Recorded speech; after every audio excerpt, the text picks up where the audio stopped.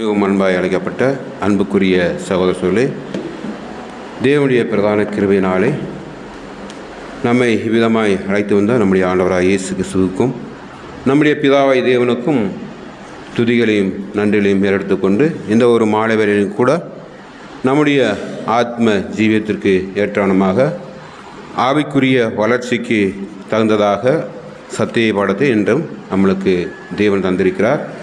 இந்த ஒரு தலைப்பை கொடுத்த நம்முடைய பிதாவை தேவனுக்கு நம்முடைய ஆண்டவராகிய இயேசு கிறிஸ்துவின் மூலமாக துதிகளையும் நன்றிகளையும் எடுத்துக்கொள்வோம்.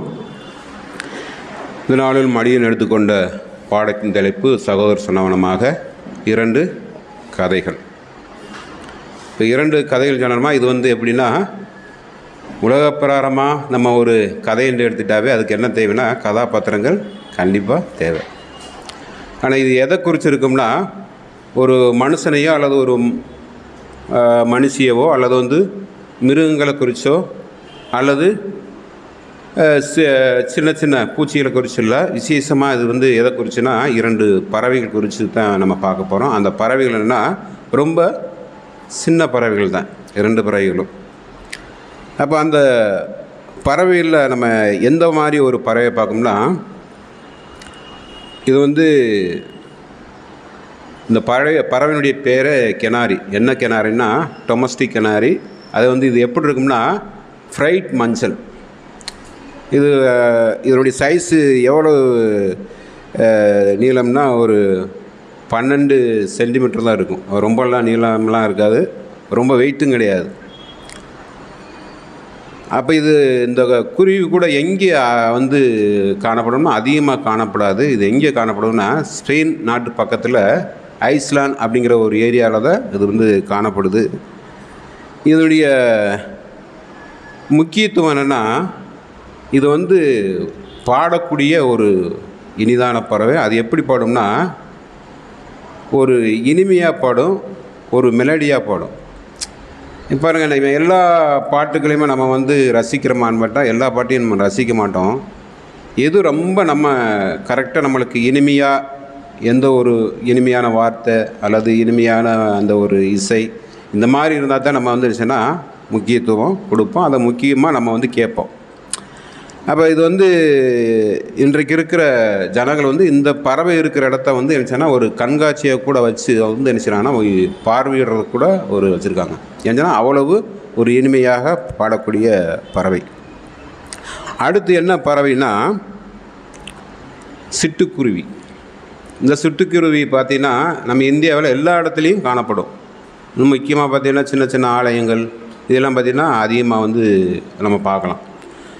ஆனால் இந்த சிட்டுக்குருவியுடைய ஹேபிட் என்னென்னா, எப்போதுமே என்ன ஆகும்னா ஒரு சவுண்டு விட்டுக்கிட்டே இருக்கும்.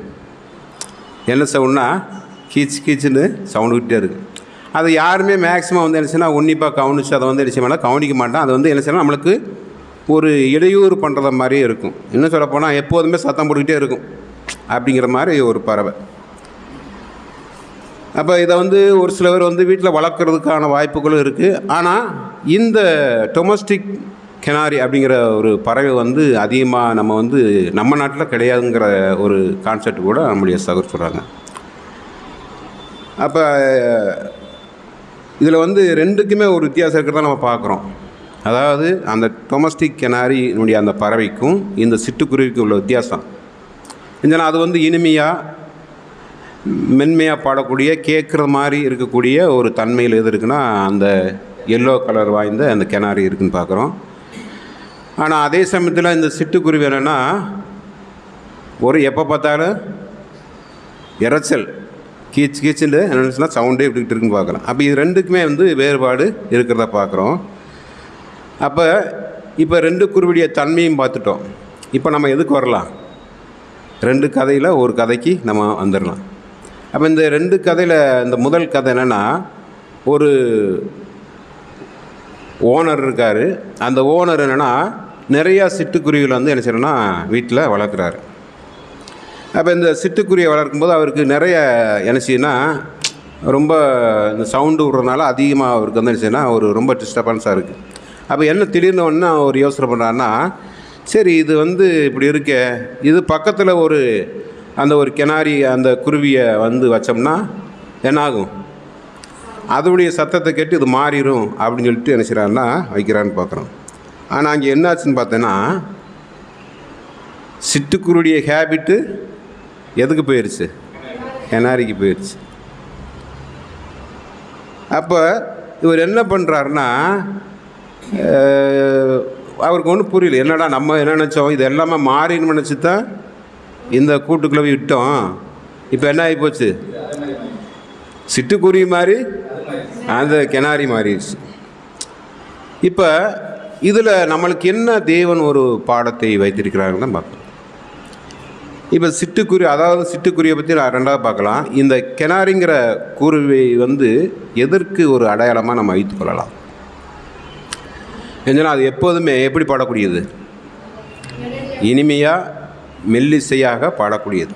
அப்போ இது யாருக்கு ஒப்பிடலாம்னா திருச்சபை வகுப்பாருக்கு ஒப்பிடலாம். ஏன்னா உண்மையிலேயே ஆவிக்குரிய வளர்ந்த பிள்ளைகள் எப்படி இருப்பாங்கன்னா, எந்த ஒரு விஷயமா இருந்தாலும் அவங்க எப்படி இருப்பாங்க? ஒரு அமைதியாக சுமுத்தான வார்த்தைகள் வரும். அதை நான் சொல்லிட்டேன், ஆவிக்குரியில் வளர்ந்த பிள்ளைகள். வித்தியாசம் இருக்குது, அதை புரிஞ்சுக்குங்க. அப்போ ஆவிக்குரிய வளர்ந்த பிள்ளைகள் எப்பொழுதுமே எப்படி தான் ஒரு சக மனிதருக்கு எப்படி தான் பதில் சொல்லுவாங்கன்னா, அதனால் சுமுத்தா என்ன செய்யணும்னா ஒரு சத்தம் இல்லாமல் அவங்களுக்கு பதில் சொல்லுவான்னு பார்க்குறோம். அப்போ இப்படி சொல்லும்போது அந்த குருவி என்ன பண்ணுதுன்னா பாடுது. எப்படி பாடுது? இனிமையாக பாடுது. அப்போ திருச்சபையார் கூட எப்படி பாடிக்கிட்டு இருக்கோம்? எப்படி பாடுறோம்? யாரை குறித்து பாடிக்கிட்டு இருக்கோம்? சரி, வாசிங்க. சங்கீதம் 106வது சங்கீதம் 12வது வசனம். சங்கீதம் 106:12. சங்கீதம் 106:12. அப்பொழுது அவர்கள் அவருடைய வார்த்தைகளை விசுவாசித்து அவருடைய துதியை பாடினார்கள். அப்போ இந்த வேத வசனம் கூட இது யாரை குறித்து இருக்கும்னா இஸ்ரேல் ஜனங்கள். இஸ்ரேல் அந்த 106வது சங்கீதம் ஃபுல்லாக தேவன் ஒவ்வொரு விஷயத்தையும் நடத்தி வந்த அந்த அற்புதத்தை பார்த்து நினைச்சாங்கன்னா தேவனை நினைச்சுன்னா துதித்து யார் போகிறான்னா இஸ்ரேல் ஜனங்கள். இன்னொரு காரியத்தை கூட நான் சொல்கிறது மறந்துட்டேன். என்னென்னா இந்த ஒரு கதை இருக்கு இல்லையா, அந்த கதை எதிலிருந்து எடுக்கப்பட்டதுன்னா ரீப்ரண்ட் 879 மற்றும் 2866 தான் எடுக்கப்பட்டது. இது நம்ம சுயமாக எடுத்ததில் நம்முடைய ரசல் பிரதர் எடுத்த ஒரு காரியம்தான். அப்போ இந்த ஒரு 106வது வசனம் கூட எதன் அடிப்படையில்னா இஸ்ரேல் ஜனங்களே எகிப்திலேருந்து கொண்டு வர்றார் இல்லையா, ஒவ்வொரு காரியத்தையும் பார்த்து லாஸ்ட்டில் அந்த சமுத்திரம், அதாவது அந்த செங்கடலை பிளப்பாரு. அப்போ அந்த சமயத்தில் இவங்க என்ன பண்ணுறாங்கன்னா தேவனை துதித்து பாடுறான்னு பார்க்குறோம். அப்போ இஸ்ரேல் ஜனங்களே அந்த மாதிரி பாடும்போது ஆவிக்குரிய இஸ்ரேல் ஜனங்கள் என்ன பண்ணணும்? யாரை நோக்கி பாடணும்? தேவனை நோக்கி பாடன்னு பார்க்குறோம். ரெண்டாவது அவரை துதித்து பாடன்னு பார்க்குறோம். அப்போ 2 குருவியை பார்த்துட்டோம். ஒன்று கிணாரி, அது யாருன்னா திருச்சபைக்கு அடையாளமாக இருக்குது. இன்னொரு குருவி எதுக்கு அடையாளம் இருக்குன்னு பார்க்கும்போது அது எதுக்கு அடையாளமாக சொல்லலாம்? ஏன்னா எப்போதுமே சினிங்கி கொண்டே இருக்கும், எப்போதுமே சத்தம் போட்டுக்கிட்டே இருக்கும். இது யாருக்கு இது அடையாளமாக சொல்லலாம்? உலக ஜனங்கள், அப்புறம் பேர் சபை, அப்புறம்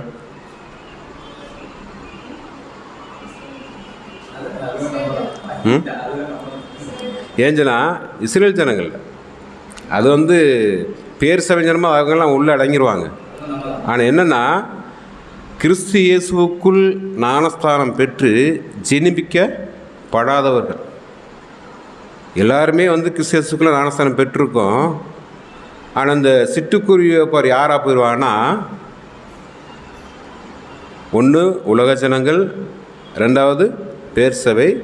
கிறிஸ்து இயேசுவுக்குள் ஞானஸ்தானம் பெற்று பரிசுத்த ஆவியினால் ஜெனிப்பிக்கப்படாதவர்கள் கூட எப்படி இருப்பான்னா இந்த சிட்டுக்குருவி பரத்தான் இருப்பான்னு பார்க்குறோம். அப்போ அப்படி இருக்கிற பட்சத்தில் இப்போ அந்த குருவி பாடுது. இப்போ நம்ம எப்படி பாடணும்?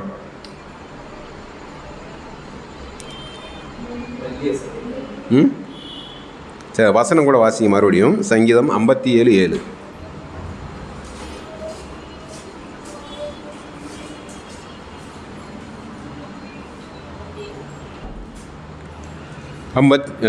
அதுக்கு முன்னாடி 108வது சங்கீதம் 1வது வசனத்தை படிச்சிருங்க. சங்கீதம் 108:1.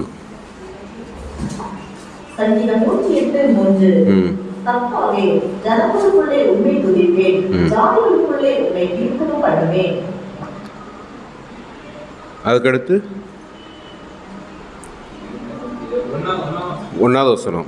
என் தேவனே, என் இருதயம் ஆயத்தமாக இருக்கிறது, நான் பாடி கீர்த்தனம் பண்ணுவேன், என் மகிமையை பாடும். அதே வசனத்தை தான் சங்கீதம் 57:7 சொல்கிறாரு. என் இருதயம் ஆயத்தமாக இருக்கிறது, தேவனே என் இருதயம் ஆயத்தமாக இருக்கிறது, நான் பாடி கீர்த்தனம் பண்ணுவேன். அப்போ இங்கே 2 வார்த்தையை திரும்ப திரும்ப சொல்கிறத நம்ம பார்க்குறோம் வேத வசனத்தில். என்ன சொல்கிறான்னா, என் இருதயம் ஆயத்தமாக இருக்கிறது. அப்போ ஆயத்தமாக இருக்கிறதுனா என்ன?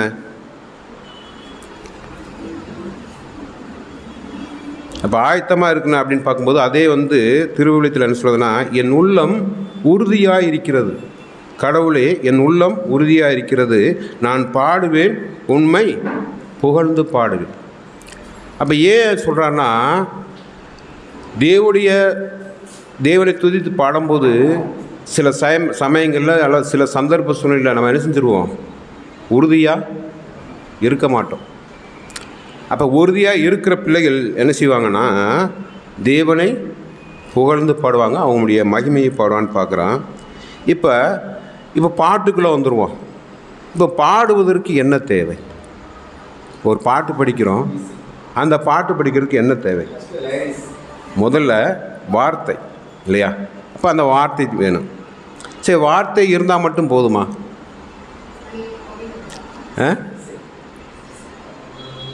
வார்த்தை பாடல் வரிகள் இருந்தால் மட்டும் போதுமா அப்படின்னு பார்த்தீங்கன்னா, ராகம் கண்டிப்பாக தேவை. அதே சமயத்தில் அப்போ ராகம் இருக்குது, வரிகளும் இருக்குது. அப்போ எது வச்சா நம்ம அதை ராகத்தோடு பாட முடியும்? எல்லாருமே பாட முடியுமான்னா கண்டிப்பாக பாட முடியாது. அப்போ அந்த பாட்டை பாடணும்னா வரிகளும் இருக்குது, ராகம் இருக்குது. எது இருந்தால் அதை நம்ம கரெக்டாக பாட முடியும்?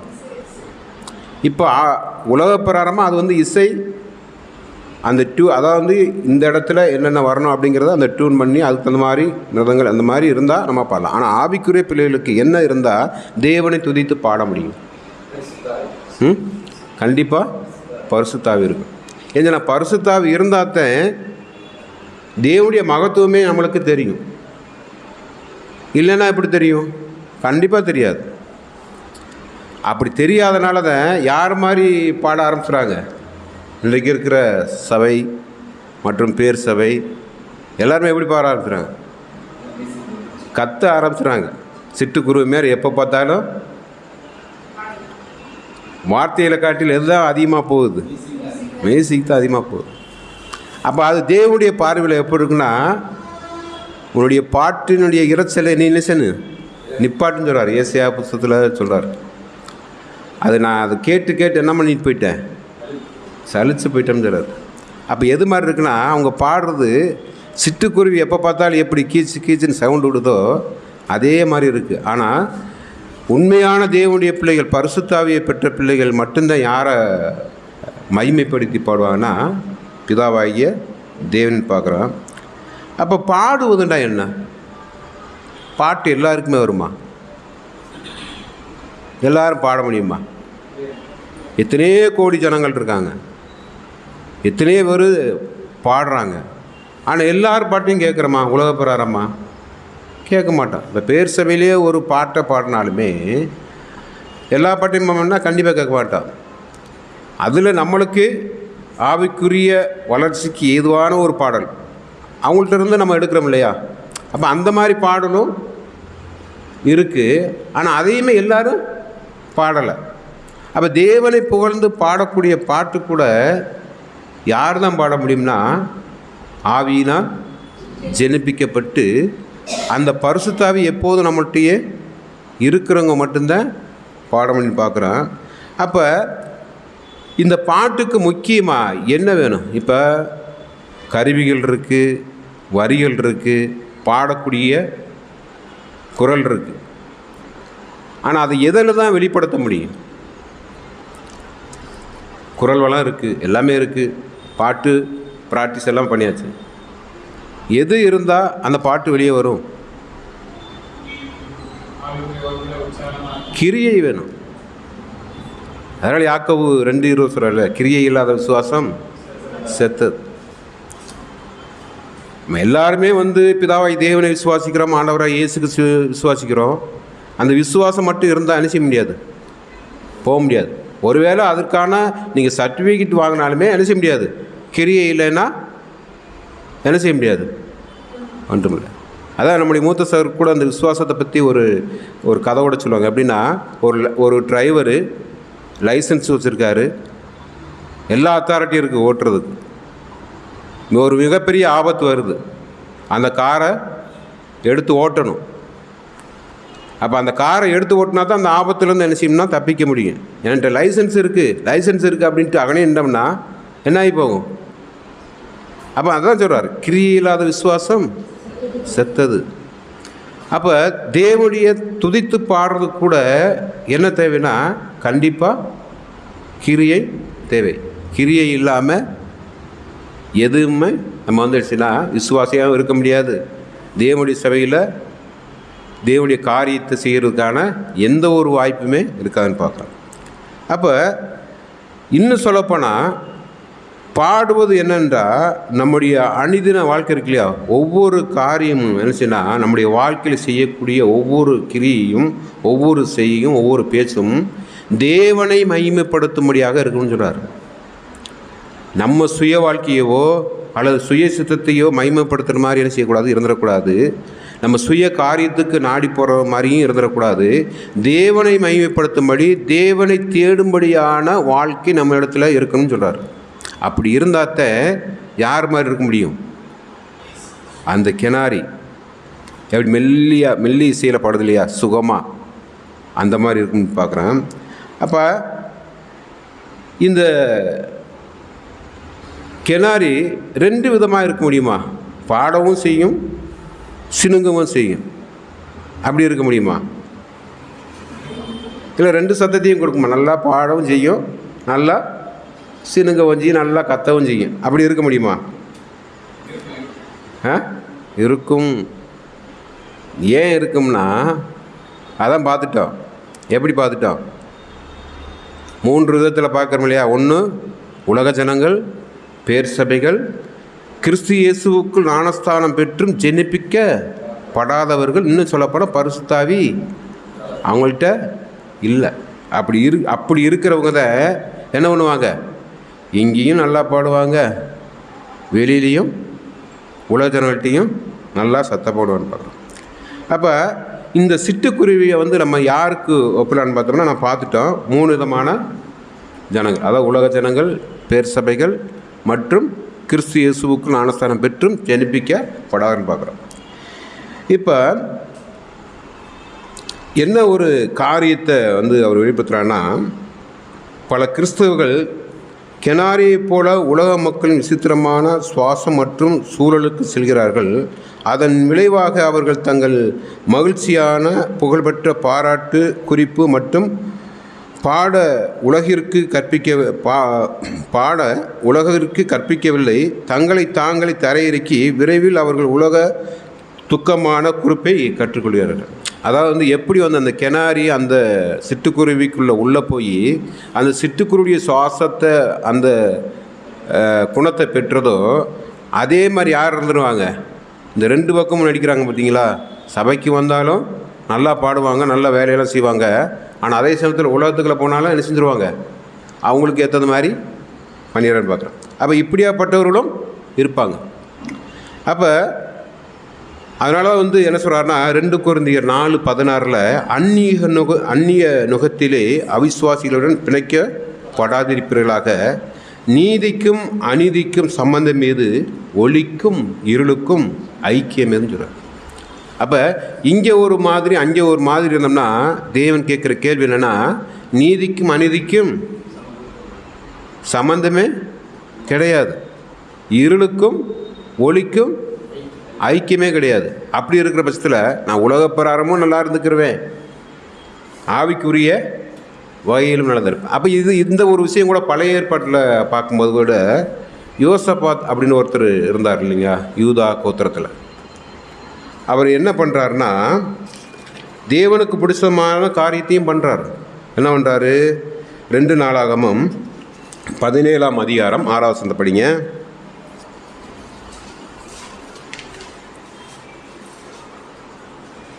2 நாளாகமம் 17ஆம் அதிகாரம் 6ஆம் வசனம். கர்த்தருடைய வழிகளில் அந்தரின் உற்சாகம் கொண்டது, அவன் வீடுகளையும் நித்திய தோப்புகளையும் யூதாவை விட்டு அகற்றினான். அப்போ தேவனுடைய பார்வையில் இவர் என்ன செய்கிறார்னா, நல்லது செய்கிறார். என்ன செய்கிறார்னா, கர்த்தருடைய வழியில் அவன் இருதயம் உற்சாகம் கொண்டது, அவன் மேடைகளையும் விக்கிர தோப்புகளையும் யூதாவை விட்டு அகற்றினான். தேவனுக்கு பிடிச்சமான காரியத்தை என்ன செய்கிறார்னா, ரெண்டாவது உற்சாகமாக செய்கிறார். ஆனால் அதே சமயத்தில் அவர் எதில் சோரம் போகிறார்னா, எதில் சோரம் போகிறாரு? யாரோட சமரசம் பண்ணிடுறாரு? ஆகாப் ராஜாவோட, இன்னும் சொல்லப்போனால் அந்த ஏசபேல் இருக்காங்களே அவங்களுடைய குடும்பத்தோடு அனுப்பிச்சுறானா ஐக்கியமாயிறார். அப்போ இது வெளிப்பார்வைக்கு, உலகமான பார்வைக்கு எப்படி தோணும்னா நல்லது மாதிரி தோணும். அவர் சமாதானமாக தானே அவர் வந்து பண்ணுறாரு, எந்த ஒரு இதுவும் இல்லையே. இஸ்ரேலுக்கும் யூதாவுக்கும் என்ன பண்ணுறாரு? சமரசம் தானே பண்ணுறாரு. ஆனால் அது தேவனுடைய பார்வையில் எப்படி இருக்குங்க? அருவருக்க படத்தக்கதாக. அதே மாதிரி ஆவிக்குரிய வகையில் நல்லா பாடுற சகோதரர்களும் அதே சகோதரர்கள் உலகப்பிரகாரமாக எல்லா காரியங்களும் ஈடுபட்டால் யாருக்கு அருவருப்பாய்ப்போம்னா பிதாவை தேவனுக்கு அருவருப்பாய்ப்போம் பார்க்குறேன். அதான் நம்ம பார்த்தோம். இது யார் தான் பண்ணுவான்னா, கிறிஸ்து இயேசுவுக்கு ஞானஸ்தானம் பெற்று பரிசுத்த ஆவியினால் ஜெனிப்பிக்கப்படாதவர்கள் தான் அந்த நிமிஷம் இந்த மாதிரி ஒரு காரியத்தை செய்வான்னு பார்க்குறோம். அப்போ ஒருவேளை நம்ம உலகத்துக்குள்ள இருக்கோம் இல்லையா, உலகத்தில் இருக்கும்போது மற்ற சகோதரர்களோ அல்லது வேலை ஸ்தலத்துலேயோ நிறையா காரியங்கள் பேசுவாங்க, பார்த்துருக்கீங்களா? நிறையா காரியங்கள் பேசுவாங்க. அல்லது அவங்க காரியங்கள் பேசும்போது அநேக வார்த்தைகள் அடிச்சிங்கன்னா நம்ம காதுக்கே கேட்கக்கூடாத ஒரு விஷயமா இருக்கும். அப்போ அந்த மாதிரி டயத்தில் நம்முடைய சுபாவம் எப்படி இருக்கும், நம்முடைய திங்கிங் எப்படி இருக்கும்? ஏன்னா நம்ம எதுக்குள்ளே தான் இருக்கோம்? உலகத்துக்குள்ளே தான் இருக்கோம். அதேமாதிரி உலக பிரகாரம்னா வேலைக்குள்ளே தான் இருக்கோம். நம்ம கண்டிப்பாக வேலை செஞ்சுதாக அப்படி இருக்கிற சமயத்தில் அந்த மாதிரி டைங்களில் நம்முடைய சுபாவம் எப்படி இருக்கு?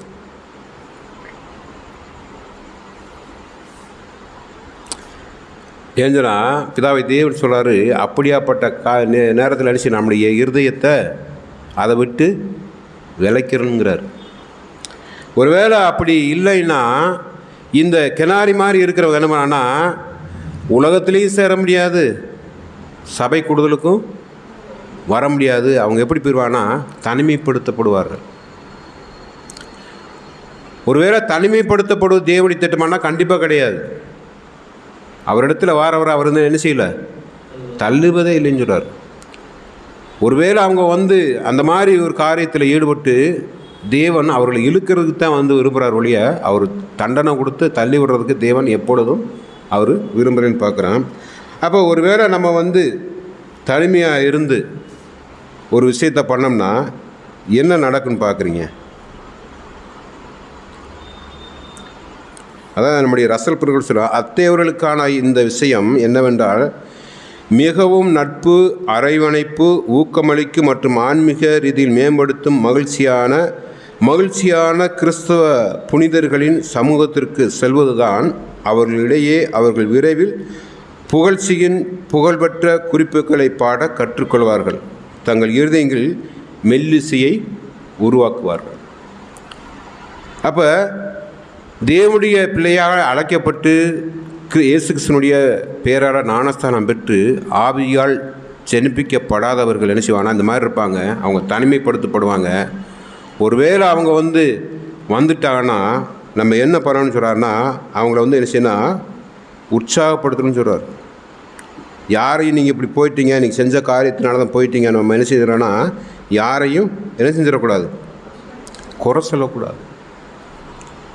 அதனால தான் தேவனுடைய பிள்ளைகள் எப்போதுமே எப்படி இருக்கணுமா, சபை கூடுதலை விட்டு விடக்கூடாது.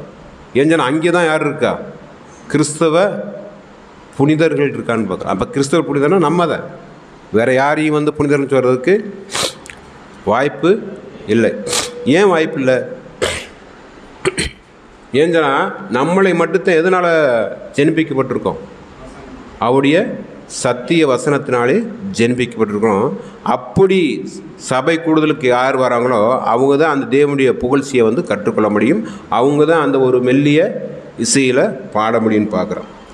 அப்போ எப்பொழுதுமே நம்ம என்ன செய்யணும்னா மற்ற, அதாவது இந்த மாதிரி போகிறவங்க, தனிப்பட்டு போகிறவங்க என்ன பண்ணிடக்கூடாதுன்னா, எந்த ஒரு வார்த்தையும் சொல்லி நம்மளை வந்துடுச்சுன்னா அவங்கள புத்தி சொல்கிறங்கிற பேரில் என்ன பண்ணிடக்கூடாது, திட்டவோ நீங்கள் இப்படி பண்ணதுனால இப்படி போனீங்க அப்படின்னு சொல்கிறதுக்கு நம்மளுக்கு எந்த விதமான தகுதியும் கிடையாது. ஏன்னா நம்ம மாமிசத்தில் இருக்கோம், அநேக விஷயங்கள் நினச்சுன்னா தவறுகளாக தான் காணப்படுறோம்.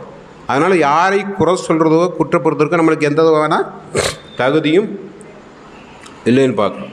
அப்போ தேவனுடைய பிள்ளைகள் எப்படி இருக்குன்னா, இப்போ நம்ம சபை குறித்தான நம்முடைய குறிப்பு கூட நம்முடைய மூத்த சகோதரர் என்ன சொல்கிறாருன்னா, ரீப்ரண்டு 40:77 1வது வரியில் அது எப்படி இருக்கணும்னா நிலக்கரியை போல் இருக்குன்னு சொல்கிறார். அதை நிலக்கரி தனியாக ஒரு நிலக்கரி இருந்து அதை பற்ற வச்சா என்ன ஆகும், காற்றடிக்கும் போது ஆட்டோமேட்டிக்காக அணைஞ்சிடும். அப்போ 2 கறி அதுக்கு மேலான கறிகள் கூடும்போதே அந்த காற்று இடையில போகும்போது என்ன செய்யணும், அதிகமான அந்த அக்னி வர்றதுக்கான வாய்ப்புகள் உண்டு. அதனால் நம்ம வசனம் படிக்கும்போது சொல்கிறார் இல்லையா, எங்கே 2-3 பேர் கூடியிருக்கிறார்களோ அங்கே. அப்போ எப்படி கூடும்போதுன்னா அவருடைய நாமத்தின் நிமித்தமாக கூடியிருக்கும்போது, வேறொரு காரியத்தை பேசும்போது 2 பேர் கூடியிருக்கும்போது அங்கே வாசம் பண்ணிக்கிறது இல்லை. அவருடைய பேரில், சத்தியத்தின் பேரில் யார் கூடுறாங்களோ அங்கே தான் பிதாவாய் தேவன் ஆண்டவராக இயேசு என்ன செய்யறான்னா வாசம் பண்ணுறான்னு பார்க்குறோம். அப்போ அப்படியாப்பட்ட இடத்துக்கு நம்ம நினச்சின்னா எந்த விதத்திலும் சபை கூடுதலை நம்ம என்ன செஞ்சிடக்கூடாது, விட்டுவிடக்கூடாது. அதே சமயத்தில் உண்மையாக நடக்கக்கூடிய ஆவியினால் ஜெனிப்பிக்கப்பட்டு பரிசுத்த ஆவியினாலே வழிநடத்தப்பட்டு அதன்படி நடக்கிறவங்க எங்கே 2 பேர் கூடியிருக்காங்களோ அங்கேயும் நம்ம என்ன செய்யணும், கண்டிப்பாக இருக்கணும். அதனால் அந்த உரிமையாளருக்கு என்ன பண்ணுறான்னா, இது நீ என்ன செய்யாது, இங்கே இருந்தால் இதே சுவாத்தில் இருக்கும் அப்படின்னு சொல்லிட்டு அந்த குருவி என்ன பண்ணிடுறான்னா, எங்கே அந்த கூட்டத்தில் இருந்துச்சோ அங்கே போய் என்ன செய்கிறான்னா விட்டுறான்னு பார்க்குறோம். அப்போ தேவனுடைய தெய்வீக திட்டத்தில் கூட நம்ம பார்த்துருக்கோம் 3 வகையான அழைப்பு இருக்குன்னு பார்க்குறோம். முதல்ல அழைக்கப்பட்டவர்கள், அதுக்கடுத்து தெரிந்து கொள்ளப்பட்டவர்கள், அதுக்கடுத்து உண்மையிலவர். அப்போ இந்த கிணாரி அந்த பாட்டு மாதிரி பாடணும்னா இது எங்கே இருந்தால் தான் பாட முடியும், அதுவும் கூட்டத்தில் மத்தியில் போனாத்தான் என்ன செய்ய முடியும், கண்டிப்பாக பாட முடியும்.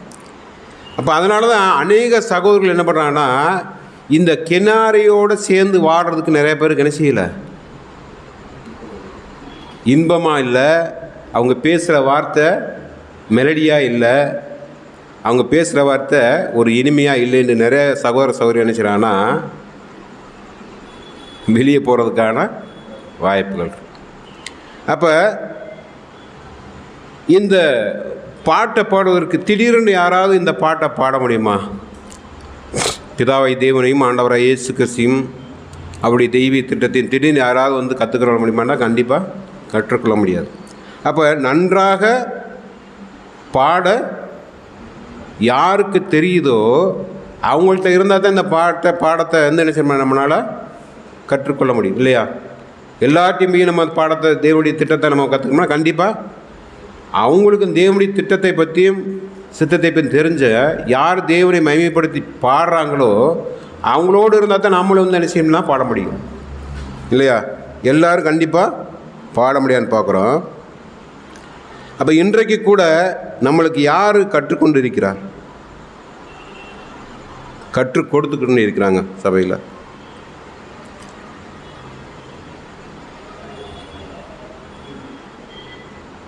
நான் கேட்குற கேள்வி புரியலையோ? இப்போ ஒரு விஷயத்தை நம்ம கற்றுக்கிறோன்னா யார்கிட்ட கற்றுக்கொண்டா நல்லாயிருக்கும்?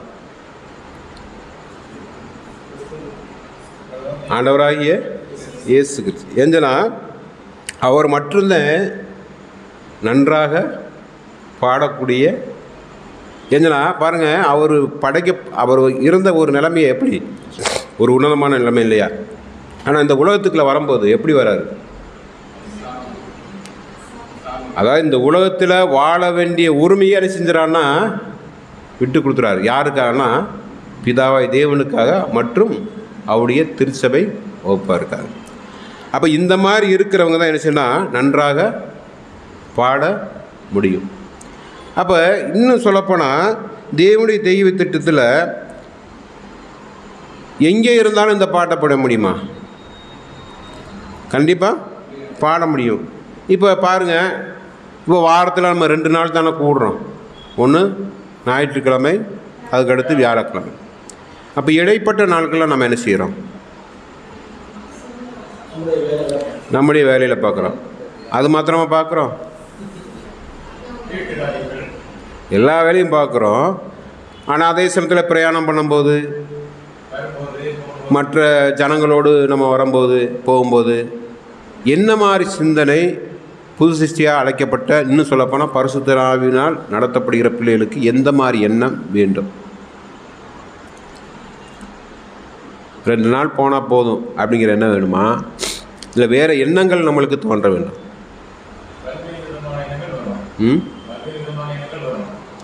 ஆனால் சகோதரர் என்ன சொல்கிறாங்கன்னா, எப்போதுமே இன்னி மறுபடியும் எப்போ கூடுவோம், தேவனுடைய சபையில் எப்போ கூடுவோம், அந்த தேவனுடைய சபையில் நடக்கக்கூடிய அன்பு சகோதர சொல்லி தேவனுடைய திட்டத்தையும் சித்தத்தையும் அறிந்த பிள்ளைகள் ஆவியினால் ஜெனிப்பிக்கப்பட்ட பிள்ளைகளோடு எப்போ நம்ம உறவு கொள்ளுவோம் அப்படிங்கிற சிந்தனை மட்டும்தான் இருக்கும்னு சொல்கிறார். அப்படி இருக்கிறவங்க தான் எது மாதிரி இருக்க முடியும்னா கிணாரி மாதிரி இருக்க முடியும். அந்த இனிமையாக மென்மையாக பாடக்கூடிய ஒரு சாவத்துக்குள்ளே போக முடியும்னு பார்க்குறோம். அதனால் சொல்கிறாரு, ஒரு வசனம் கூட படிங்க. மத்தேயு 18ஆம் அதிகாரம் 20ஆம் வசனம். மத்தேயு 18:20. ஏனெனில் 2 பேராவது 3 பேராவது என் நாமத்தினால் எங்கே கூடியிருக்கிறார்கள் அங்கே அவர்கள் நடுவிலே. அப்போ தேவனுடைய சபையில் எங்கே 2 பேர் இருக்கிறாங்களோ அங்கே இருக்கிறதுக்கு மட்டும்தான் நம்முடைய சிந்தனையை ஏவனம் பொழிய வேறு எங்கேயும் வந்து என்ன செஞ்சிடக்கூடாது, நம்ம போயிடக்கூடாதுன்னு பார்க்கலாம். அதனால தான் நம்முடைய ஆண்டவராக இயேசு கிறிஸ்து இந்த முதல் உலகத்தில் வரும்போது அவர் தேவனுக்கு எப்படி உகந்ததாக நடக்கணும் அப்படிங்கிறத வந்து நம்மளுக்கு என்ன செய்யணும், முன்மாதிரியே வச்சுட்டு போயிட்டாருன்னு பார்க்குறோம். அப்போ அவர் தான் தேவனை புகழ்ந்து என்ன செய்யறானா எப்போதும் பாடியிருக்காருன்னு பார்க்குறோம். அப்போ அவருடைய அடிச்சுவடுகளை பின்பற்றக்கூடிய நாமும் கூட யார் மாதிரி தான் இருக்கணும், ஆண்டவராக இயேசு கிறிஸ்து மாதிரி தான் இருக்குன்னு பார்க்குறோம். அப்போ அதனால் சொல்கிறாரு, எபிரேயர் 10ஆம் அதிகாரம் 24ஆம் வசனத்தை படிங்க. எபிரேயர் 10:24.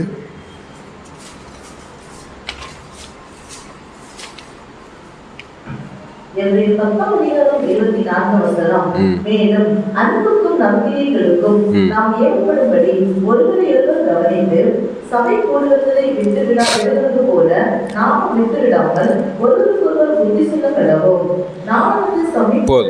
போதும். அப்போ மேலும் அன்புக்கும் நற்கிரிகளுக்கும் நாம் ஏவப்படும்படி ஒருவரை ஒருவர் கவனித்து. அப்போ எங்கே தான் கவனிக்க முடியும்?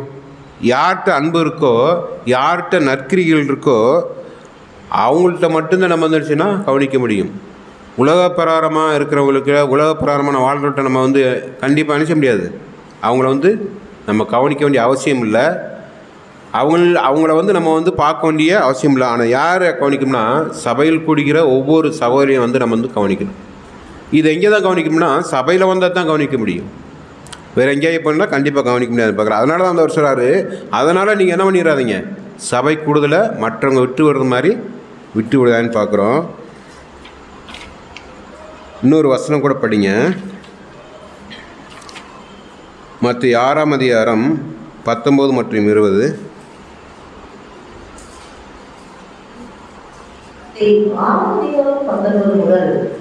பூமியிலே உங்களுக்கு பொக்கிஷங்களை சேர்த்து வைக்க வேண்டாம். இங்கே பூச்சியும் திருடும் அவைகளை திருடும். இங்கே திருடனுக்கு கண்டுபிடித்து திருடுவார்கள். பரலோகத்திலே உங்களுக்கு பொக்கிஷங்களை சேர்த்து வையுங்கள். எபேசியர் 5:19 படிச்சிருங்க. எபேசியர் 5:19.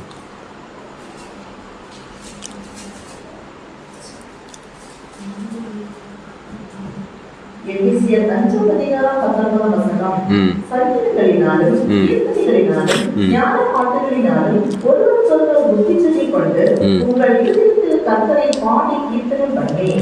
அப்போ அன்பு, நற்கிரிகள் இது எல்லாமே எதில் தான் இருக்குது? சங்கீதங்கள், கீர்த்தனைகள், ஞான பாட்டுக்கள் இதில் தான் இருக்குது.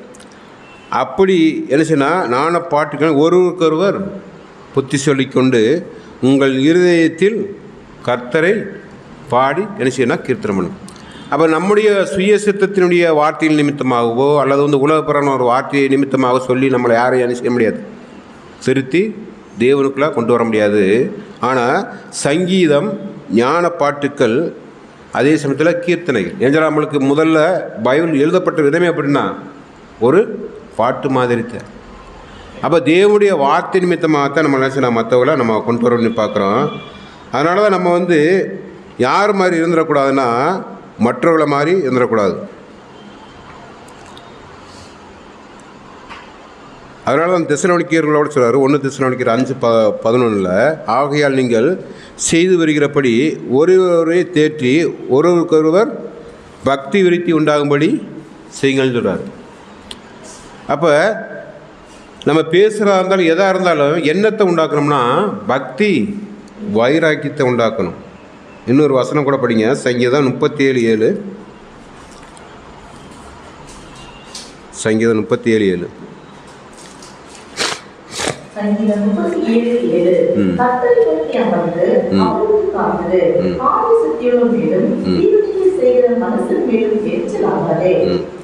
அப்போ இது எதுக்கு ஒப்பிட்டு இந்த வசனத்தை சொல்கிறாருன்னா, இப்போ கெனாரி அப்படிங்கிற ஒரு வகுப்பாரும் இருக்குது, அதேமாதிரி சிட்டுக்குருவி வகுப்பாரும் இருக்குது. இப்போ 2 பேருமே பக்கத்தில் இருக்காங்க. இப்போ பக்கத்தில் இருக்கும்போது இந்த சிட்டுக்குருவி வகுப்பார் என்ன பண்ணுறாங்க, ஒரு 2 அடி தள்ளி சுவர் எழுப்பிடுறாங்க இல்லையா? அப்படி இருக்கிற பட்சத்தில் இந்த கெனாரி வகுப்பார் என்ன பண்ணுவாங்க, அதாவது இனிமையாக பாடக்கூடியவங்க என்ன பண்ணுவாங்க, பரவாயில்லன்னு சொல்லிட்டு போயிடுவாங்களா? கண்டிப்பாக வாய்ப்புகள் இல்லை. ஆனால் கெனாரி மாதிரி இருந்து பரிசுத்த ஆவியினால் ஜனிப்பிக்கப்பட்டவர்கள் என்ன பண்ணிடுவாங்க, கண்டிப்பாக அதை தேவனிடத்தில் முறையிட்டுனாங்க. ஒருவேளை அப்படி இல்லாமல் அதற்காக நம்ம ஒரு போலீஸ் ஸ்டேஷன் போய் கேஸை கொடுத்தோ அல்லது வக்கீல் பிடிச்சி வாதாடியே பண்ணோம்னா என்ன ஆகி போகும், நேரங்கள் வேஸ்ட் ஆகி போகும். அந்த நேரத்தில் நம்ம எங்கெங்கெல்லாம் போக முடியாது, சபை கூடுதலுக்கும் வர முடியாது, ஒழுங்காக வீட்டை கவனிக்க முடியாது, எல்லாமே என்ன ஆகிப்போம்னா இதாகி போகும். ஏன்னா எல்லாமே தேவனுடையது, எல்லாமே கொடுத்துருக்காரு. அதை எந்த விஷயம் பண்ணாலும் அது என்ன பண்ணிடணும், இது தேவன் நம்மளுக்கு அனுமதிச்சிருக்காருன்னு நம்ம அந்த ஒரு தாட்ஸ் இருந்தோம்னா நம்மளுக்கு என்னன்னா இந்த மாதிரி காரியம் இது தேவனுடைய பிள்ளைகள் அப்படித்தான் இருக்கணும்னு தான் முத்தசர் சொல்கிறார். எல்லா காரியத்திலும் எது நடந்தாலும் இது தேவனுடைய சித்தம் இல்லாமல் என்ன செய்யாது, கண்டிப்பாக நடக்க முடியாது. ஒருவேளை அவர் மாதிரி நம்மளும் சண்டை போட்டு நல்லா கூச்சலிட்டு இருந்தோம்னா என்ன ஆகும், நம்மளை பார்த்து யார் வருவாங்களா, உங்கள் சபைக்கு தான் வரணும்னு? கண்டிப்பாக அதற்கான வாய்ப்புகள் பார்க்குறோம். அப்போ கெனாரி வகுப்பார் அவங்க எப்படி இருப்பாங்கன்னா மெல்லிசியாக யாருக்கும் நல்லா கேட்குற மாதிரி இருப்பாங்க. அப்படி அது எதில் தான் வெளிப்படுத்துவான்னா அவருடைய கிரியைகள், அவருடைய செய்கைகள், அவருடைய வார்த்தையில் காமிப்பான்னு பார்க்கலாம். அப்போ இன்னும் சொல்லப்போனால் அநேக சபை வகுப்பார் நம்ம சபையில் வரோம், ஏன் அந்த கெனாரி மாதிரி பாட வரல, எதனால் வரல? அதுக்கு ரீசன் இருக்குங்களே. கண்டிப்பாக இது எல்லாருமே பாடுறாங்க, எல்லாமே கிரியை செய்கிறாங்க, ஏன் ஒரு சிலவருக்கு மட்டும் அது வரல? ஏன் சொன்னால் அந்த கெனாரி வகுப்பாரோட அவங்க என்ன செய்யணும், சேர்ந்து வாழ்வதற்கு என்ன செய்யணும் பிடிக்கல. ஏன்னு அது எது நிமித்தமாக வருதுன்னா கருத்து வேறுபாடு கூட வர்றதுக்கான வாய்ப்புகள் இருக்குது. அது எதுதான் எப்படின்னா விசுவாசத்தின் அடிப்படையில், எல்லாத்துலேயும் வராது, விசுவாசத்தின் அடிப்படையில் கூட வர்றதுக்கான வாய்ப்புக்கு. அதே சமயத்தில் நம்முடைய வாழ்க்கை அந்த கிரியையில் கூட அல்லது பேச்சில் கூட அவங்களுக்கு வந்துடுச்சுன்னா அவங்க பாட முடியாத ஒரு சூழ்நிலையை வந்து வகுக்கிறேன்னு பார்க்குறேன். அப்போ அது மாத்திரமல்ல, இந்த கிணறுக்கு நன்றாக பாட ஏன் வருகிறது? அதுதான் நம்முடைய ஆண்டவராக இயேசு கிறிஸ்துவை பார்க்கும்போது அவர் தான் வந்து என்ன செய்கிறாருன்னா அந்த பாடக்கூடிய ஒரு விஷயத்தை சொல்லி கொடுக்குறான்னு பார்க்குறோம். அது மாத்திரமல்ல, தேவனையும் மகிமைப்படுத்தி தான் யார் செஞ்சாருன்னா ஆண்டவராக இயேசு கிறிஸ்து செஞ்சான்னு பார்க்குறோம். அதே சமயத்தில் அவர் பாடியது போல் என்ன செய்யணும், நாமளும் பாடன்னு பார்க்குறோம். அதனால் வந்து தெசலோனிக்கேயர் சொல்லலாம், நம்ம எப்படி வந்து கிறிஸ்து மாதிரி இருந்து மற்றவர்களுக்கு நம்ம உலக ஜனங்களுக்கு அந்த அவர் செஞ்ச அற்புதமாக இருக்கட்டும் அல்லது அவருடைய பேசின வார்த்தையாக இருக்கட்டும் எப்படி இருந்துச்சு, மற்ற ஜனங்களை அவருடைய வழியில் நடக்கக்கூடிய ஒரு விஷயமாக இருந்துச்சுன்னு பார்க்குறோம். இப்போ மூன்றாவது நம்ம இன்னொரு விஷயம் கூட நம்ம பார்க்கும்போது என்னென்னா,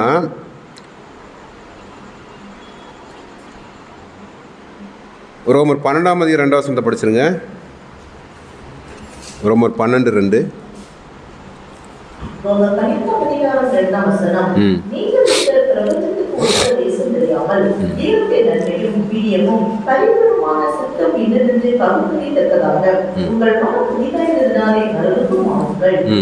அப்போ நம்முடைய மனசு கூட எப்போத்தான் வந்து புதிதாகும்,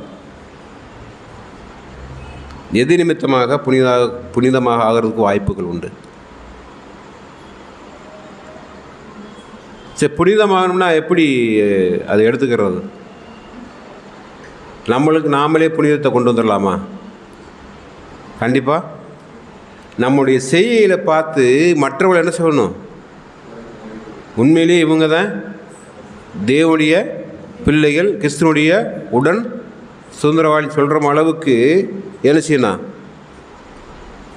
எப்படி இருக்கணும், முன்மாதிரியாக இருக்கணும். அப்போ உலகத்துக்கு நம்ம ஒத்த வேஷம் தரிச்சிட்டோம்னா, இன்னும் சொல்லப்போனால் நம்மளுடைய உடன் பிறந்த சகோதரர்கள் நிறைய பேர் இருப்பாங்க உலகப்புறாமல், இல்லைங்களா? இப்போ அவங்களுடைய வழிமுறைகளுக்கு நம்ம வந்து அடிமணிச்சிட்டோம்னா என்ன ஆகி போகும்? தேவனை கண்டிப்பாக மறுதளிச்சிரும்னு பார்க்குறோம். அப்போ அது வந்து எப்படி இருக்காது, கண்டிப்பாக தேவனுடைய பார்வைக்கு அது மெல்லிசையாக இருக்காது, கேட்குற மாதிரி இருக்காது. எப்படித்தான் இருக்கும்னா ஒரு சினுங்களாக தான் இருக்குன்னு பார்க்குறோம். அப்போ நம்ம ஏன் வந்து அந்த கெனாரியோப்போட உடனாக இருக்கிறோம், ஆனால் வந்து என்னென்னா அவங்கள மாதிரி ஏன் பாட முடியல அப்படின்னா நிறையா பயிற்சிகள் தேவைன்னு சொல்கிறார். அவங்க பாடுற மாதிரி பாடுகளில் நம்ம வந்து என்ன பயிற்சி இருந்தால் தான் என்ன செய்ய முடியும், எப்போதுமே அந்த கெனாரி குருவியை போல பாடுபடின்னு பார்க்குறோம். அது மாத்திரமல்ல, ரெண்டாவது அடுத்து என்னென்னா புரிதல்கள். இப்போ ஒரு விஷயத்தை வந்து நம்ம வந்து மூத்த சகோதரர்கள் யாராவது ஒரு விஷயத்தை பாடம் எடுத்தாங்கன்னா அவங்களுக்கு எதிரடியாக பேசுகிறது. அப்படின்னா என்ன, அவங்க எடுக்கிற பாடம் என்ன செய்யலை, புரிதல் இல்லை. அப்போ அந்த புரிதல் இல்லைன்றாவே என்ன ஆகிப்போம்னா அவங்க எடுக்கிற பாடம்ல எப்படி தான் இருக்கும், மெல்லிசையாக கண்டிப்பாக இருக்காது. எப்படி தான் இருக்குன்னா என்னத்தை தான் வந்து வசனத்தை வந்து பேசினாலும் ஆனால் அவங்க கேட்குறதுக்கு எப்படி இருக்குன்னா சிட்டுக்குருவி கத்துன மாதிரி தான் இருக்குது. அதனால் அந்த புரிந்து கொள்கிற விஷயம் கூட உண்மையிலேயே தேவனுடைய அந்த பரிசுத்தாவி இருந்தால் தான் அவங்க பேசுகிறது என்னென்று நம்ம என்ன செய்யணும், புரிய முடியும்னு பார்க்குறோம். அது மாத்திரமல்ல, நம்மளுக்கு கூட 2 காலங்களை தேவன் பிரித்து வச்சுருக்கான்னு பார்க்குறோம்.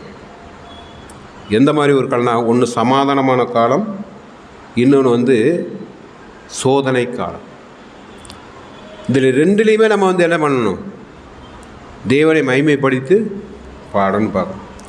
அப்போ அப்படி பாடணும்னா நம்மளுக்கு என்ன தேவைன்னா கண்டிப்பாக பயிற்சி தேவை. ஏன்னா எல்லா இடத்துலையும் நம்ம வந்து என்ன பண்ணிட முடியாது, கற்றுக்கொள்ள முடியாது. சமாதானமான காலத்தில் நம்ம என்ன செய்ய முடியாது, கற்றுக்கொள்ள முடியாது. எந்த ஒரு காலத்தில் தான் இந்த ஒரு பாட்டை கற்றுக்கொள்ள முடியும்னா சோதனை காலத்தில் மட்டும்தான் நம்ம வந்து என்ன இந்த ஒரு பாடத்தை நம்ம வந்து பாட முடியும்னு பார்க்குறோம். அதனால தான் எபிரேயர் 10:35 அந்த வசனத்தை வாசிங்க.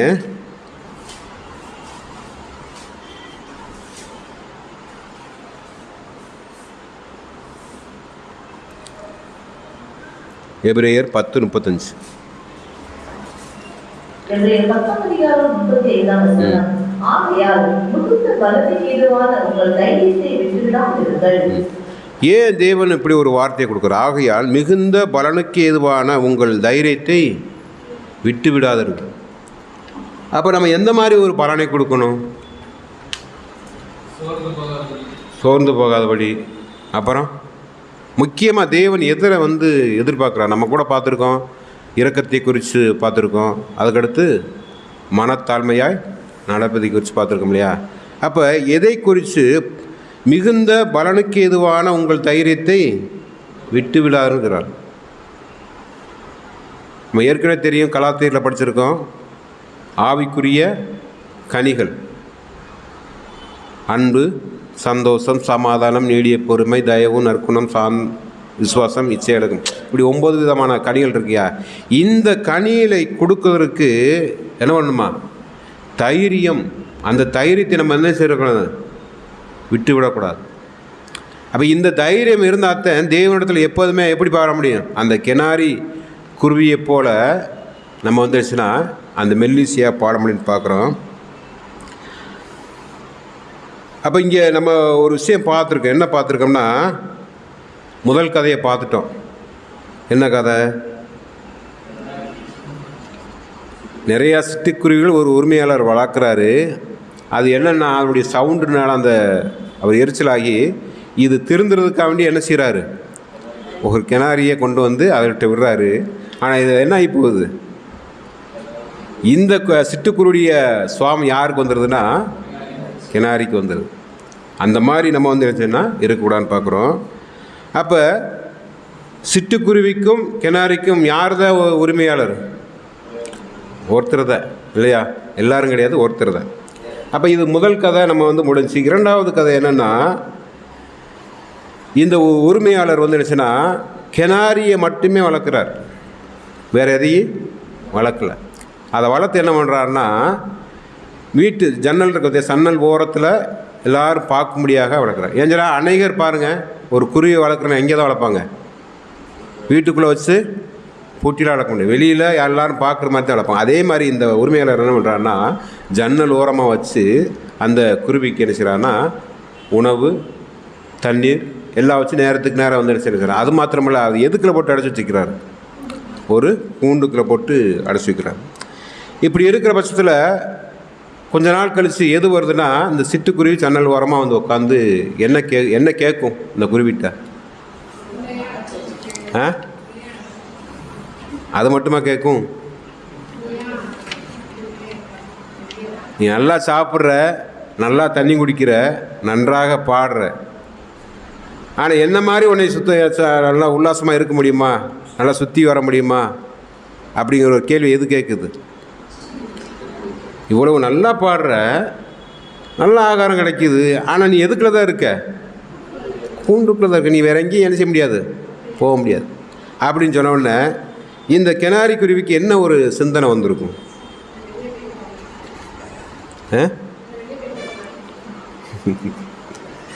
அது என்ன ஆகிப்போச்சுன்னா, இவ்வளோ எதுக்கு நம்ம கூட்டுக்குள்ளே இருக்கோம் அப்படின்ட்டு என்ன செஞ்சுன்னா சோர்ந்து போயிடுச்சு. சோர்ந்து போய் என்ன செய்யணும்னா, அவர் கொடுக்குற தண்ணீரையும் சாப்பிடல, அவர் கொடுக்குற ஆகாரத்தையும் சாப்பிடல. அப்போ சாகுற தருவாயில் என்ன செய்யணும் போகுது. அப்போ திரும்பி மறுபடியும் மீண்டும் அந்த சிட்டுக்குருவி, ஒரு சிட்டுக்குருவி என்ன செய்யுதுன்னா சொல்லுது, பாரு நான் எல்லாம் உல்லாசமாக இருந்து வந்துட்டேன், நீ இன்னும் இப்படியே கிடந்து சாகிற நிலைமைக்குள்ள இருக்க அப்படின்னு சொல்லும்போது, இந்த அந்த கிணாரி கண்ணுக்கு முன்னாடியே அந்த குட்டிக்குருவிக்கு அந்த சிட்டுக்குருவிக்கு பின்னாடி என்ன நிற்கிது? பூனை நிற்கிது. அப்போ பூனை அது கண்ணுக்கு முன்னாடியே என்ன செய்யணும், அது பூனைக்கு என்ன செய்யணும், உணவாகி போகுது. அதுக்கு பின்னாடித்தே இந்த கிணாரி குருவிக்கு என்ன ஒரு சிந்தனை வருதுன்னா, இந்த கூண்டுக்குள்ளே இருக்கிறனால தான் நான் எப்படி இருக்கேன், பாதுகாப்பாக இருக்கேன், உணவும் கிடைக்குது, எரிச்சுது, தண்ணீரும் கிடைக்குது. பாருங்கள், பழைய ஏற்பாட்டில் எலியா தீர்க்கதரிசி இருந்தார் இல்லையா, அவருக்கு எவ்வளோ சாப்பாடு கிடச்சிது? காகம் தான் கொடுக்குது. எவ்வளோ சாப்பாடு கொடுத்தது? அண்டாண்டாவாக போச்சு? இல்லை. ஆனால் தேவன் பாருங்க, ஏற்ற காலத்திலே ஏற்ற சத்தியத்தை தேவன் சொன்னால் அவருடைய பிள்ளைகளுக்கு கொடுக்குறான்னு பார்க்குறோம். எல்லா சத்தியத்தையும் நம்ம ஒரு 40 வருஷத்துக்கு முன்னாடி கேட்டிருந்தோம்னா நம்ம என்ன ஆகும்? அதுக்கு வாய்ப்பு இல்லை. ஆனால் எல்லாத்தையுமே நம்ம ஒரே ஐடியா நம்ம என்ன செய்ய முடியாது, கற்றுக்கிற முடியாது. ஒரு குழந்தையா இருக்குது, குழந்தைக்கு எந்த சாப்பாடு தான் கொடுக்கணும்னா ஒரு திரவகம் பால், அதாவது தண்ணி மாதிரி உள்ள ஆகாரத்தை கொடுத்தா தான் அதுக்கு சீரணமாகும். அப்போ தேவன் ஒவ்வொரு காலகட்டத்திலையும் அவருடைய சபைக்கு ஏற்ற காலத்தில் ஏற்ற ஆகாரத்தை என்ன செய்கிறான்னா கொடுக்குறான்னு பார்க்குறோம். அப்போ இதை பார்த்துட்டு அந்த கிணாரி குருவி என்னன்னா இவ்வளவு பாதுகாப்பு அதாவது அந்த உரிமையாளர் கொடுத்துருக்காரு. இப்போ எதுக்கு கொடுத்துருக்காருன்னா, நம்ம எந்த விதத்தில் என்ன பண்ணிடக்கூடாது, அப்படியே இறந்துடக்கூடாது அப்படிங்கிற ஒரு காரியத்துக்கு கூட அந்த கிணாரி குருவி நினச்சுன்னா நினைக்குன்னு பார்க்குறோம்.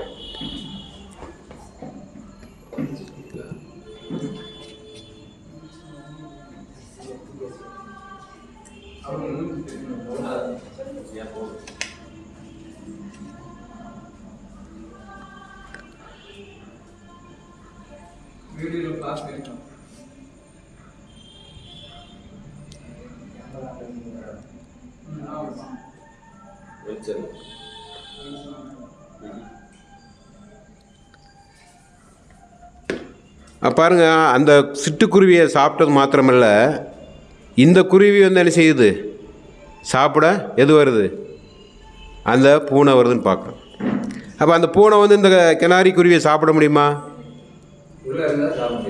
உள்ளே இருந்தால் கண்டிப்பாக சாப்பிட முடியாது. அப்போ எது காப்பாத்துச்சு? கூண்டு தான் காப்பாத்துச்சு. அதுக்கு அதில் அடைச்சி வச்சது யார்? உரிமையாளர். அப்போ அந்த உரிமையாளர் அந்த கூண்டுக்குள்ளே அடைக்கலைன்னா கூடு காப்பாற்றுமா? கண்டிப்பாக காப்பாற்றாது. அப்போ அன்புக்குரிய சகோதரி, இது கூட என்னென்னா, இன்றைக்கி நம்ம அழைக்கப்பட்ட அழைப்பு கூட யார் தான் அழைச்சிருக்கிறார்? பிதா ஒருவனை இழுத்து கொள்ளாவிட்டால் என்னிடத்தில் யார் சொல்கிறார்? ஆண்டவராக இயேசு கிறிஸ்து என்னிடத்தில் வாரான். அப்படி வாரவனை நான் என்ன செய்யறதில்ல, புறம்பே தள்ளுவதில்லை. அப்படி வந்துட்டாங்கன்னா அவங்களுக்கு என்னத்தை கொடுப்புன்னு சொல்கிறாரு? இது ஒன்றான மீதவனாகி உண்மையும் நீ அனுப்பினவராகி ஆண்டவராக இயேசு கிறிஸ்து அறிவது நித்திய ஜீவன். அப்போ இந்த கூண்டுக்குள்ளே நாம் எப்போ போவோம்? கூண்டுக்குள்ளே தான் இருக்குமா? கூண்டுக்குள்ளே இருக்கு. ஆனால் எப்போ போவோம்? எப்போ நம்ம கிறிஸ்துவோட ஞானஸ்தானம் பெற்று பரிசுத்தாவில் ஜெனிப்பிக்கப்பட்டு கொண்டு இருக்கிறோமோ அப்போவே எதுக்குள்ளே போயிடுவோம்? நம்ம ஆசிரியப்பு கூடத்தில் நிழலாக பார்த்துருப்போம் இல்லையா? ஃபஸ்ட்டு பிரகாரம், அதுக்கடுத்து தண்ணீர் தொட்டி, அதுக்கடுத்து எதுக்குள்ளே போகிறோம்? அந்த திரைக்குள்ளே போகிறோம். அப்போ இதுதான் தேவனுடைய திட்டத்தில் என்னச்சுன்னா, பிதாவை தேவன் ஒருவர் தான் நம்மளுக்கு எல்லாத்துக்குமே ஓனர் இல்லைங்களா? அவர் தான் எதை வச்சுத்தான் பாடான்னு சொல்லி கொடுக்க போகிறாருன்னா, இந்த கிணாரி மாதிரி குருவியில் வச்சுத்த உலக ஜனங்களுக்கு பாடத்தை சொல்லி போகிறார்.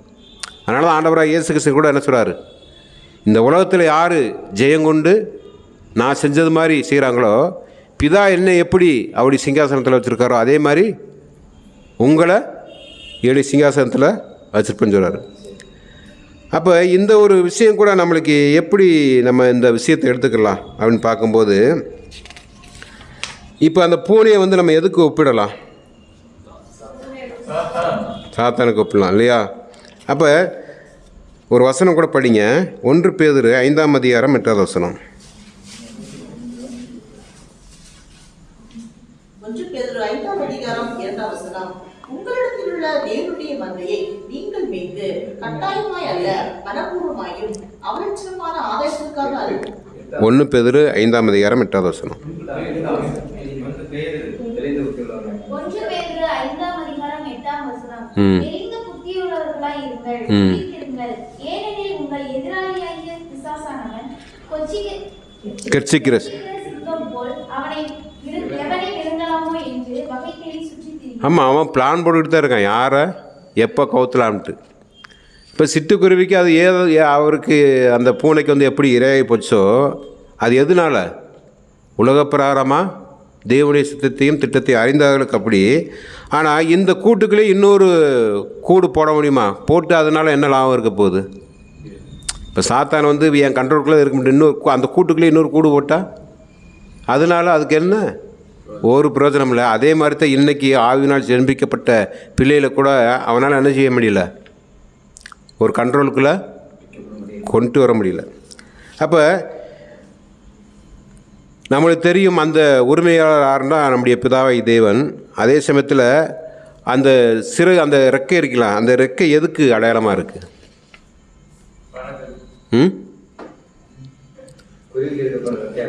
ஆமாம், அந்த இறகு இருக்கு இல்லையா, சிறகுகள் எதற்கு அடையாளமாக இருக்குது?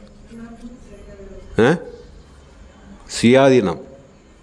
ஏன்னா பறக்கக்கூடிய ஒரு வாய்ப்பை எல்லாருக்கும் வந்து என்ன செய்யலாம், சுயாதீனம் கொடுத்துருக்காரு.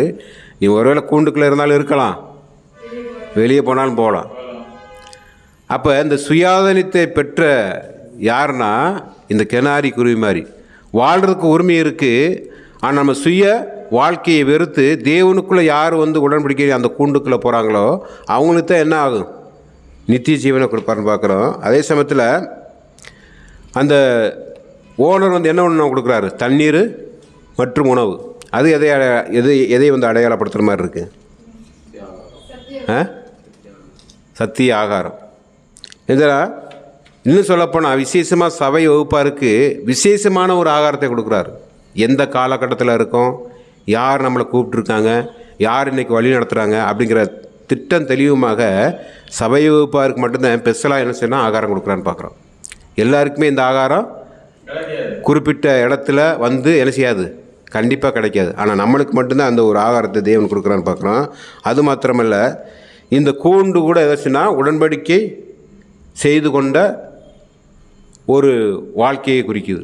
ஏன்னா அதுக்குள்ளே போயிட்டாவே நம்முடைய சித்தம் அல்ல. நம்ம என்ன சொல்லியிருக்கோம், ஆண்டவராக இயேசு கிறிஸ்து என்ன சொல்கிறார், இதோ உம்முடைய சித்தம் செய்ய வருகிற மாதிரி நாமளும் என்ன பண்ணியிருக்கோம், உம்முடைய சித்தத்தை செய்ய வந்துன்னு சொல்லியிருக்கோம். அப்போ இந்த கூண்டுக்குள்ளே இருந்தாவே எதுக்கு அடையாளம்னா சபை வகுப்பாருக்கு ஒரு அடையாளம் பார்க்குறோம். அதே சமயத்தில் தேவனோடு செய்து கொண்ட உடன்படிக்கைக்கு அடையாளம் இருக்குன்னு பார்க்குறோம்.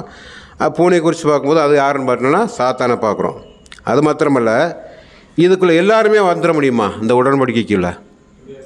கண்டிப்பாக வர முடியாது. அதனால தான் சங்கீதத்தில் நம்ம படிக்கிறோம் இல்லையா, பழியினாலே என்னோடு கூட உடன்படிக்கை பண்ணினா என்னுடைய பரிசுத்தவான்களை எழுத்தில் கூட்டுங்க.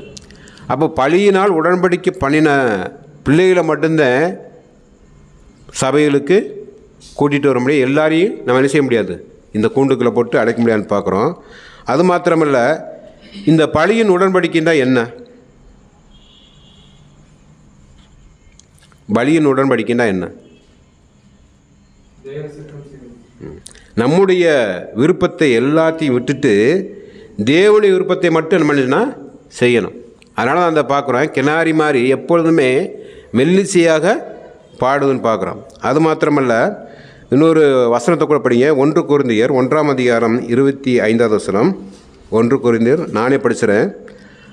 பந்தயத்திற்கு போராடுகிற யாவரும் எல்லாவற்றிலுமே என்னவாக இருப்பாங்க, இச்சையடக்கமாக இருப்பார்கள். அவர்கள் அழிவுள்ள கிரீடத்தை பெறும்படிக்கு அப்படி செய்கிறார்கள், நாமோ அழிவில்லாத கிரீடத்தை பெறும்படி அப்படி செய்கிறோம். அப்போ உலகப்பிரகாரமான ஒரு காரியத்துக்கே நம்ம வந்து அந்த முக்கியத்துவம் கொடுத்து எந்த இடத்துல என்னென்ன பண்ணணும், எவ்வளோ சாப்பிடணும் அப்படின்னு சொல்லும்போது, பிதாவை தேவன் நம்மளுக்கு ஒவ்வொரு நாளும் பரிசுத்த ஆவியை கொடுத்து அவருடைய பிள்ளைகளுக்கு ஏற்ற காலத்தில் எந்த இடத்துல எப்படி நடக்கணும் கூட அவருடைய திவ்ய வசனத்தின் மூலமாக நம்மளுக்கு கொடுக்குறான்னு பார்க்குறோம். அது மாத்திரமல்ல,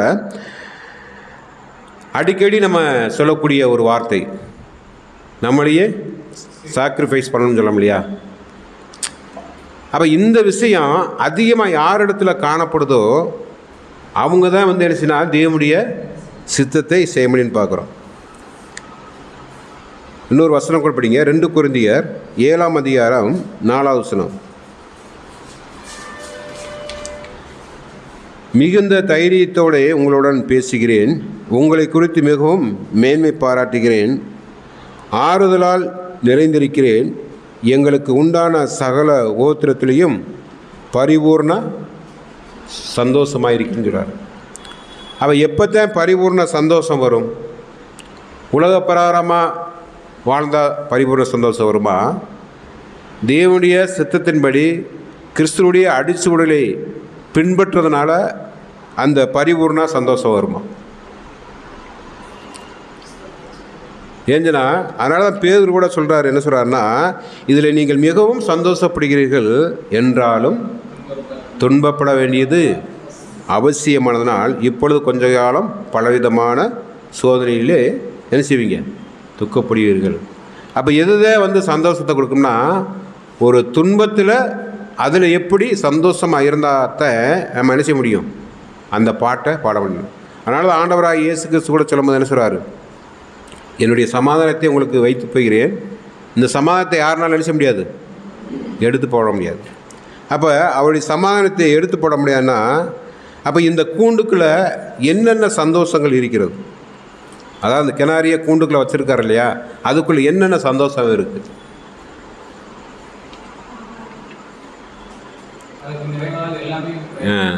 இப்போ நம்ம முன்னாடி இருக்கும்போது இந்த நிறைவானது கிடச்சிதா? உலக பிரகாரமாக இருக்கும்போதோ அல்லது பேர் சபையில் இருக்கும்போதோ நம்மளுக்கு கிடைச்சதுன்னா கண்டிப்பாக இல்லை. அப்போ எப்போ தேவனுக்கு என்னையவே நான் கொடுக்குறேன், உங்களுடைய சித்தத்தை மட்டும் செய்கிறேன் அப்படி சொல்கிற பிள்ளைகளுக்கு மட்டும்தான் என்ன செய்கிறாரு? மிகுந்த சந்தோஷத்தை கொடுக்குறாரு. அதே சமயத்தில் தெய்வ சமாதானத்தை கொடுக்குறான்னு பார்க்குறோம். அது மாத்திரமல்ல, யாக்கோபு 1:17 கூட என்ன சொல்கிறாரு? நன்மையான எந்த ஈவும் பூர்ணமான எந்த வரமும் எங்கேருந்து வருது? பரத்திலிருந்து உண்டாகி ஜோதிகளின் பிதாவிடத்திலிருந்து இறங்கி வருகிறதும் அவரிடத்தில் யாதொரு மாறுதலும் யாதொரு வேற்றுமை நிலையும். அப்போ இந்த ஒரு விஷயத்தை கூட சொல்லும்போது இந்த எந்த அப்படிங்கிற ஒரு வார்த்தை கூட என்ன சொல்கிறாருன்னா, எல்லா காரியத்தையுமே தேவன் நினைக்கிறாருன்னா அவருடைய சித்தத்தின்படி தான் நம்மளுக்கு அனுபவிக்கிறான்னு. எல்லா விஷயமே நம்மள்கிட்ட ஒரு சகோதரன் நம்மளை வந்து புண்படுத்த முடியாது பேசினாலும் சரி, நம்மளுக்கு விரோதமாக ஒரு காரியத்தை செஞ்சாலும் சரி, அல்லது நம்முடைய பணத்தை வந்து அபகரித்தாலும் சரி, அல்லது வந்து வேறு விதமாக நம்மளை வந்து தூசித்தாலும் சரி, எல்லா காரியமுமே யாரிடத்துல தான் வருது? தேவன் அதை அனுமதிக்கிறார்னு யாரெல்லாம் நினைக்கிறாங்களோ அவங்க மட்டும்தான் நினச்சினா பரிசுத்த ஆவினால் வழி நடத்தப்படுகிறார்கள். அதே மாதிரி இந்த கேனாரி மாதிரி குருவி மாதிரி பாடக்கூடிய சபை வகுப்பார். அது மாத்திரமல்ல, இன்னொரு வசனம் கூட நம்ம படிக்கலாம். லூக்கா 6:22-23 படிச்சிருங்க.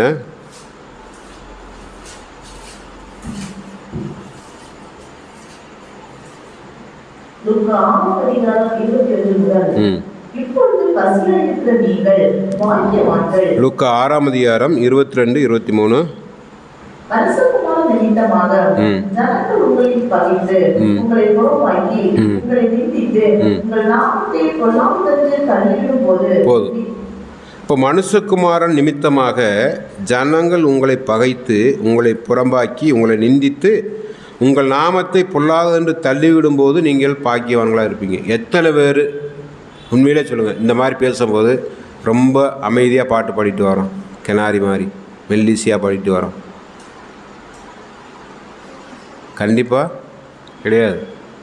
அப்படியே நம்முடைய முகமே அப்படியே மாறிடும். இல்லைன்னா நினச்சின்னா ஒரு சோர்வுக்குள்ளே போயிடும். எப்படி அந்த குருவி வந்து நீ இவ்வளவு நல்லா இருக்க ஆனால் ஒன்றால் என்ன செய்ய முடியல, வெளியில் பறந்து எப்படி வந்து ஆகாரம் இல்லாமல் சோர்ந்து போகுதோ அதே மாதிரி என்ன பண்ணிடுவோம், சோர்வுக்குள்ளே போயிருந்து பார்க்குறோம். 23 படிச்சிருங்க. அந்நாளிலே நீங்கள் சந்தோஷப்பட்ட கலிகூறுங்கள், பரலோகத்தில் உங்கள் பலன் மென்மையாக இருக்கும். அவருடைய பிதாக்கள் தீர்க்கதரிசிகளும் அப்படியே செய்தார்கள். எந்நாளிலே, அந்நாளிலே எப்போ நம்மளை துன்புறுத்தும் போது, பல தீமையான மொழியில் நம்மளை பேசும்போது, இன்னும் சொல்லப்போனால் தூசணமான வார்த்தையில் நம்மளை திட்டும்போது எப்படி இருக்கக்கூடாது? அதை நம்ம பாக்கியம்ன்று என்னென்னமா? பாக்கியம்னா என்ன? ஒரு ஆசீர்வாதம். அதை வந்து ஆசீர்வாதமாக எடுக்கணும். அப்படி ஆசீர்வாதமாக இருக்கிறவங்க தான் யார் மாதிரி இருக்க முடியும்னா அந்த கிணாரி குருவி போல் இருக்க முடியும் பார்க்குறோம். அப்போ இப்படி இருந்தால் தான் எதுக்குள்ள இருக்கும்போது சந்தோஷம் வரும்?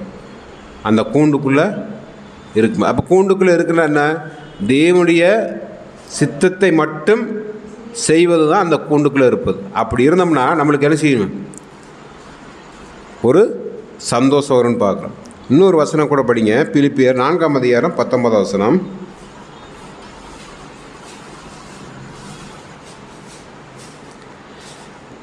என் தேவன் தம்முடைய ஐஸ்வர்யத்தின்படி உங்கள் குறைவையெல்லாம் கிறிஸ்து இயேசுவுக்குள் மகிமையிலே நிறைவாக்குவார்.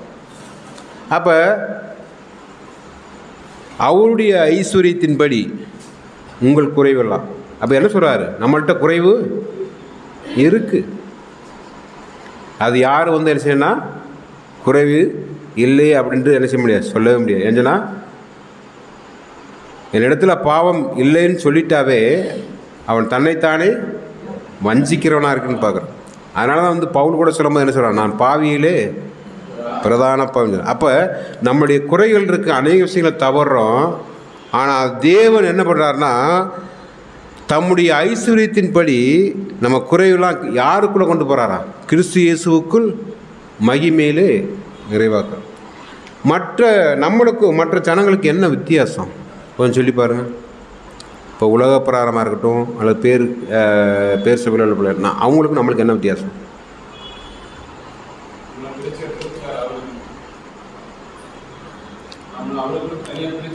பிரித்து எடுத்துருக்காரு. அது மாத்திரமல்ல, கிறிஸ்து அவருடைய ஒரு வஸ்திரத்தை கொடுத்துருக்கார். என்ன வஸ்திரம்? நீதியின் வஸ்திரம். ஒரு வசனம் கூட படிங்க, யாக்கோபு 1ஆம் அதிகாரம் 17ஆம் வசனம். படிச்சுட்டு நினைக்கிறேன்.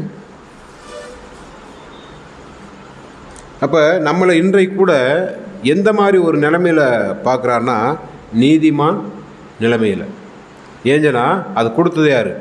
அவருடைய ஐஸ்வர்யத்தின்படி கிறிஸ்து இயேசுவுக்குள் நம்மளை என்ன செய்யணும், மையப்படுத்தி வச்சுருக்காரு.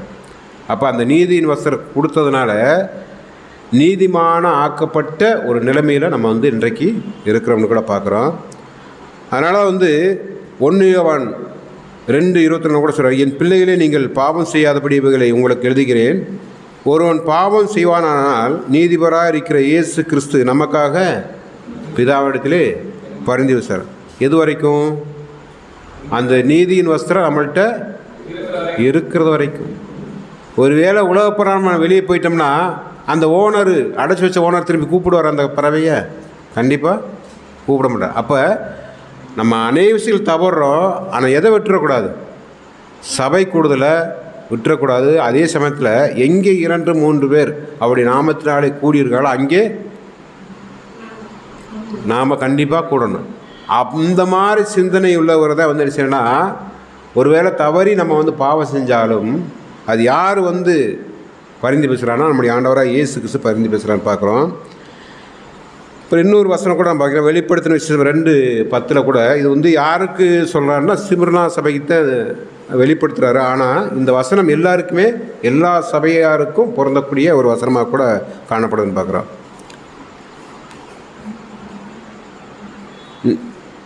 வெளிப்படுத்துகிற 2:10. வெளிப்படுத்தல் 2ஆம் அதிகாரம் 10ஆம் வசனம். நீ படக்கூடிய பாடுகளை குறித்து எவ்வளவும் பயப்படாதே. இதோ நீங்கள் சோதிக்கப்படும் பொருட்டாக பிசாசானவன் உங்களில் சிலரை காவலில் போடுவான். 10 நாள் உபத்திரவப்படுவீர்கள். ஆகிலும் நீ மரணமடைந்த உண்மையாயிரு. அப்பொழுது ஜீவத்திடத்தை உனக்கு தருவேன். அப்போ நம்மளுக்கு பாடுகள் கண்டிப்பாக வரும். ஆனால் என்ன பண்ணிடக்கூடாது, பயப்படக்கூடாது. அதனால தான் வந்து அந்த பாடுகளும் எப்படி இருக்குன்னா, நீங்கள் சோதிக்கும்படி பொருட்டாக பிசாசானவன் உங்கள் எந்த செய்கிறார், சரி காவலில் போடுகிறான். செய்ய விடாத அளவுக்கு என்ன செய்வானா பண்ணுவான். ஏன்னா ஆண்டவராக இயேசு கிறிஸ்துக்கு கூட சொல்லும்போது என்ன செய்கிறாங்க, கிரியை செய்யாதபடி ஒரு காலம் வரப்போகுது. என்ன வரப்போகுதுன்னா ராக்காலம் வரப்போகுவாங்க. அப்போ கிரியை செய்யக்கூடாத காலத்துக்குள்ளே நம்ம போகாதபடிக்கு போகிறதுக்கு முன்னாடியே கிறிஸ்துவுக்கும் பிதாவை தேவனுக்கும் ஒரு மெல்லிசையான பாடலாக நம்ம பாடல் பார்க்குறோம். அது மாத்திரமல்ல, இன்னொரு வசனம் கூட படிங்க, ரோமர் 2ஆம் அதிகாரம் 7ஆம் வசனம்.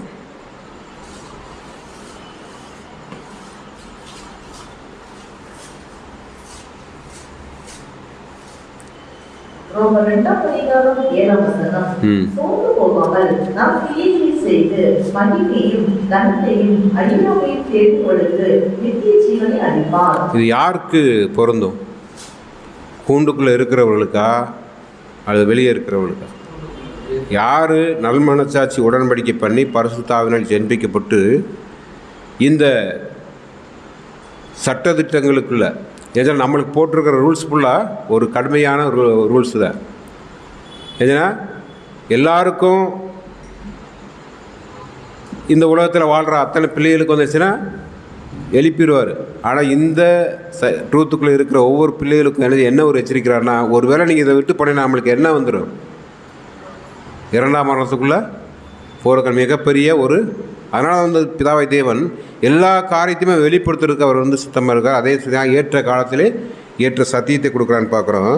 அதனால் அவர் சோர்ந்து போகாமல் நற்கிரிகளை செய்து மகிமையும் கனத்தையும் அழியாமையும் தேடுகிறவர்களுக்கு நித்திய ஜீவனை அளிப்பார்.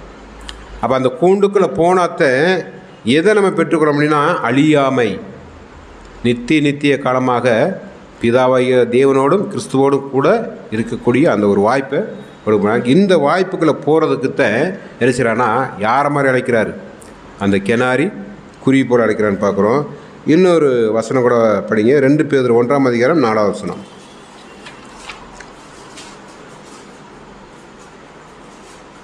2 பேதுரு 1ஆம் அதிகாரம் 4ஆவது வசனம். 2 பேதுரு 1ஆம் அதிகாரம் 4ஆம் வசனம்.